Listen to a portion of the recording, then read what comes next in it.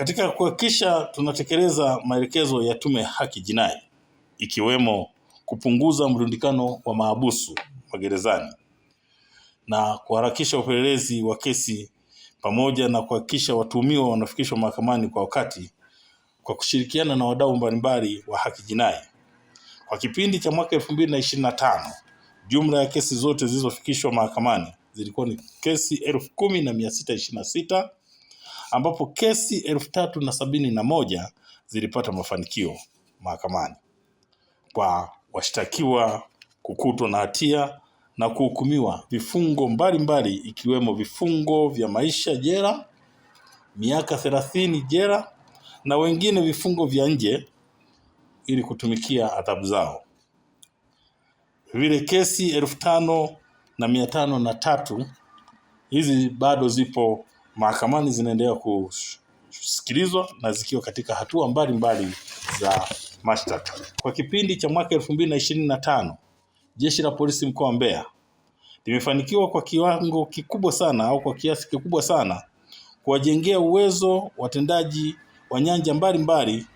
za kiutendaji, ikiwa ni pamoja na mafunzo, semina na vikao. Pia ilifanikiwa kuyafikia makundi mbalimbali ya kijamii kama vile wanafunzi, bodaboda, wafanyabiashara na wananchi kwa ujumla kupitia falsafa ya polisi jamii, ambapo kwa kipindi hicho jumla ya mikutano ya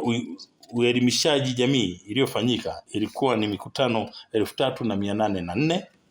wakati vipindi vya redio, local radio stations za mkoa wa Mbeya, vipindi vilivyofanyika vilikuwa ni vipindi 336. Sambamba na hayo, kwa kipindi cha mwaka 2025, Jeshi la Polisi mkoa wa Mbeya limeendelea kutekeleza maelekezo ya Tume ya Haki Jinai katika suala zima la mafunzo ya TEHAMA kwa kushirikisha na kwa kuhakikisha tunatumia mifumo ya kidijitali katika utendaji kazi za polisi, kama vile tumetumia mifumo kama HRMIS, HCMIS, RAMIS, POS, VTS, TMS, GEPG, e-mrejesho, e-office na NEST. Hii yote tuliitumia ili kurahisisha utendaji bora wa kazi za polisi kwa wananchi na kuwaondolea kero na hasa kuondoa vitendo vya rushwa. Mwaka 2025, Jeshi la Polisi mkoa wa Mbeya lilipata mafanikio makubwa katika operesheni zilizofanyika pamoja na misako na doria ambazo zilifanyika katika maeneo mbalimbali kwa kuhusisha vyombo vingine vya ulinzi, wadau wa ulinzi na wananchi, ambapo katika operesheni hizo ilifanikiwa kukamatwa kwa mtuhumiwa mmoja mwanaume ambaye alikamatwa akiwa na dawa za kulevya aina ya cocaine yenye uzito wa kilogramu 2. Vile mtuhumiwa mwingine mwanaume alikamatwa akiwa na dawa za kulevya aina ya heroin yenye uzito wa gramu 5.